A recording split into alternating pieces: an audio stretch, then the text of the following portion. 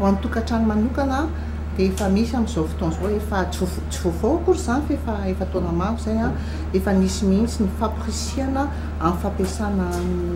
angovo madio maharitraritra ary tsy tena ary tsy mampihena amin'ny fampiasana ny zavaboary dia hitantsika amin'izay ohatra hoe fatana mitsitsy sy ny fitaovana miaraka aminy dia matetika manko mahatonga ny olona mampihemotra amin'ny fampiasana izy ireny hoe somary lafolafo izy amboalohany kanefany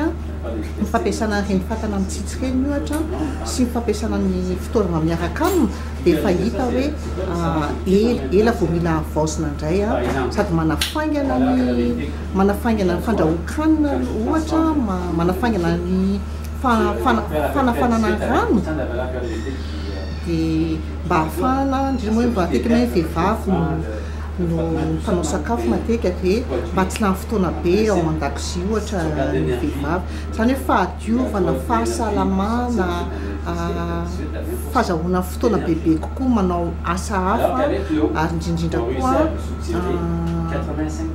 fiahina ny arabola tombontsoa azo daholo zany rehefa mampiasa ny angovo mitsitsy tsika rehetra dia izay no ampirisihana ary misy koa moa zany efa nisy ihany amin'ny alalan'ny tetikasa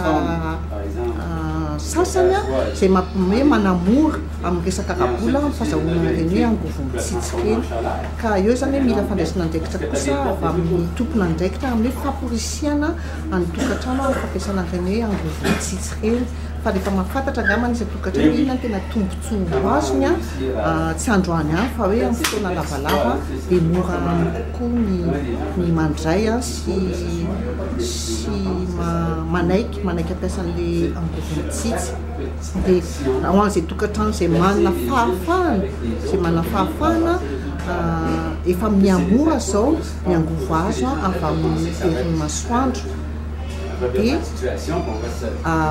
ny ohatra hoe dingana voalohany atao angambany dia hoe maka ny vaovao maka ny hoe mba mila ezaka hoe mahafantatra na any amin'ireny hoe mpamatsy ireny ary hoe inona moa mety tombontsoa azo amin'le hoe famatsiana